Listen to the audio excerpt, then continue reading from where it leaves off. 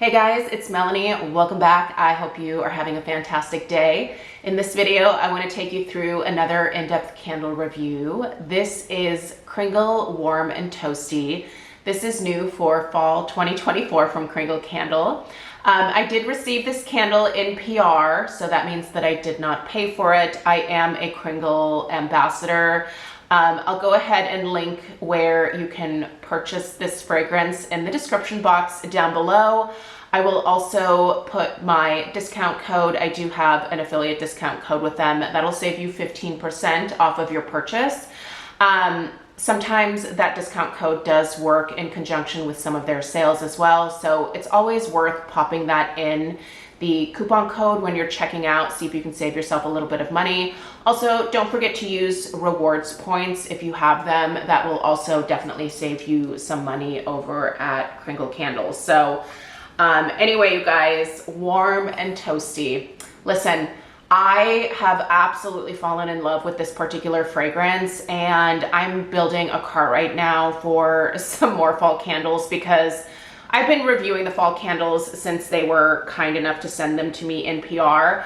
And honestly, it's like what? We're halfway through August and I already am halfway through all of these fall candles. So I'm gonna need some more before, you know, like the fall even really gets started here. So I am going to be popping at least 2 more of Warm and Toasty into my cart.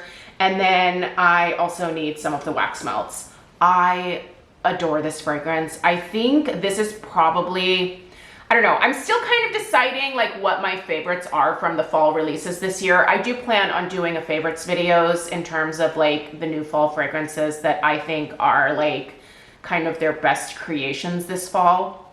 So that is coming in a few weeks here, but this one here, I think it might be #1.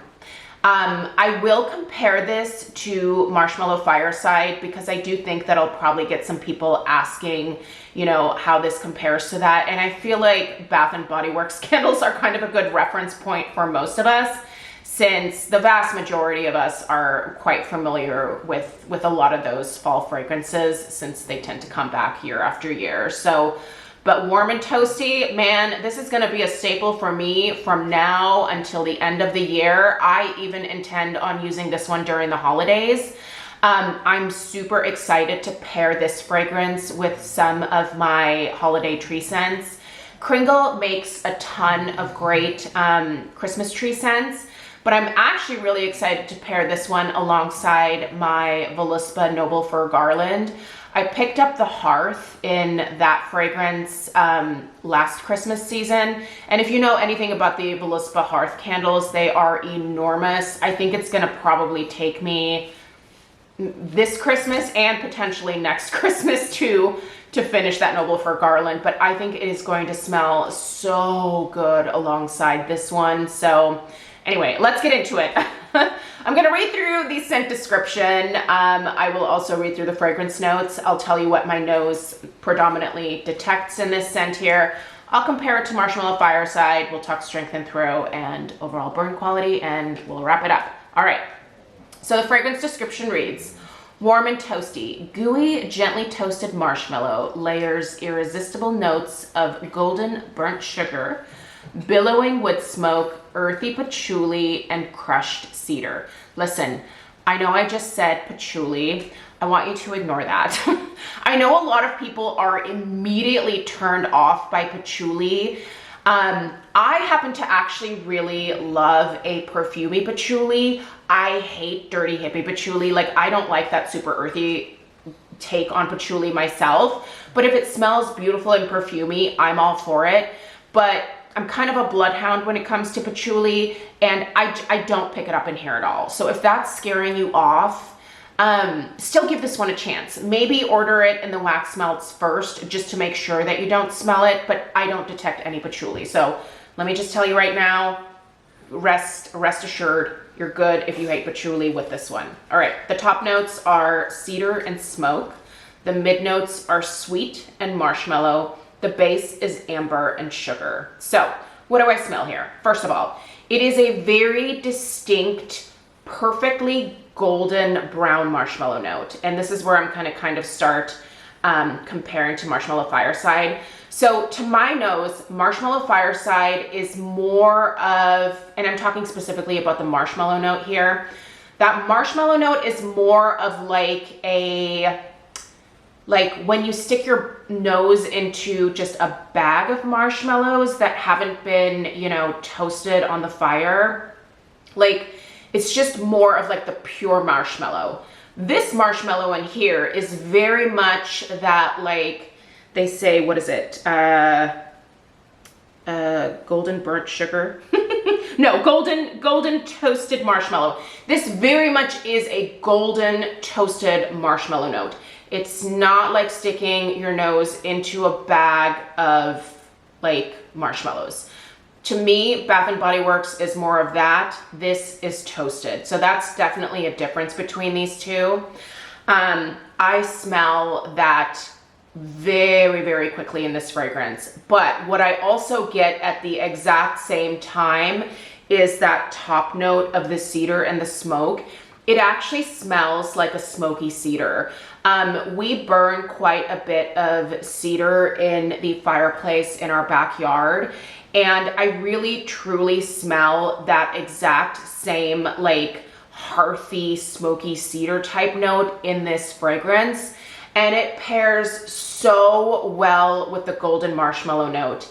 The hearth note that I get, or that like smoky note that I get in Marshmallow Fireside, smells a little bit more of like, and this, I don't mean to imply bad by saying generic, but it just smells like a little bit more of like a generic burnt wood, like ember type of note, right?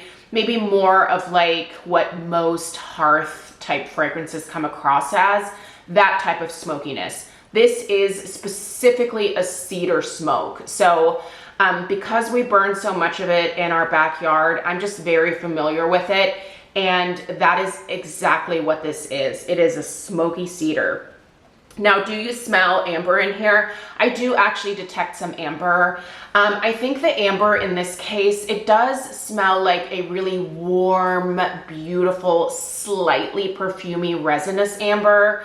But it still makes sense, and it doesn't affect like the gourmand note that's in here, if it makes sense, if that makes sense. Like it doesn't overpower the toasted marshmallow note and turn it into something more perfumey. It still does smell like you are toasting marshmallows over an open fire where, you know, the wood that you're burning is cedar, if that makes sense. So, but I think that the amber, again, adds some warmth, some more depth, a little tiny touch of like a perfuminess. I think it just helps to almost amp up the other prominent notes that are in here. I will say this is a sweet fragrance. It's kind of interesting to pair that sweetness with that much of like a smoky type scent. But it does add to the overall authenticity of the fragrance. I adore this, you guys. I think that I now prefer this over Marshmallow Fireside. Now, will I still purchase Marshmallow Fireside? Yes. It's been one of my favorites from Bath & Body Works for a number of years, so I'll always get it. I do enjoy that like more like fresh marshmallow note as well. And I do think that like generic, like hearth type note that's in Marshmallow Fireside is really well done. But I think I prefer the depth of this fragrance. Sorry, Elf just heard an airplane. Airplanes drive him absolutely wild. I don't know what he thinks he's gonna do by barking at it, but anyway, he's fine. So yeah, this is just a beautiful, deep, wonderful, sweet, smoky scent that is so unique. And I just think it's a more sophisticated version of like a Marshmallow Fireside. So if that interests you in any kind of way, I think you're really gonna enjoy this one. And again, ignore the patchouli. I do not smell patchouli in here. I don't even think that it would like make sense in this fragrance really. I think the amber does. I don't know that the patchouli really would. So anyway, love the scent. If I had more thumbs, I would give it more thumbs up. Strength and throw has been so good on this one, you guys. Usually these Kringle classic jars are somewhere in the range to like 6.5, sometimes up to an 8 in terms of strength and throw. This one is a solid 8 in terms of strength. This is a really strong fragrance from them, you guys. I will say, I think that the 3-wick is gonna give you even more. The 3-wicks burn faster, so if you're okay with that, then definitely grab a 3-wick. I prefer the aesthetics of these 2-wick candles. So if I want to amp this up even more, I'm going to pop, I actually have a Scentsy warmer off to the side here. I'm going to pop a couple of cubes of the wax melts next to the candle, and that is going to, I think that would scent almost the entire house. This one is quite potent, you guys. The throw, also a solid 8. It almost fills the entire downstairs. Now, if this is one of your first videos here, I do definitely have a more like open concept style of home. The rooms kind of all flow into each other. The only room in the downstairs that's really closed off is the dining room. So that room kind of is, you know, its own little entity, but everything else down here is just kind of open.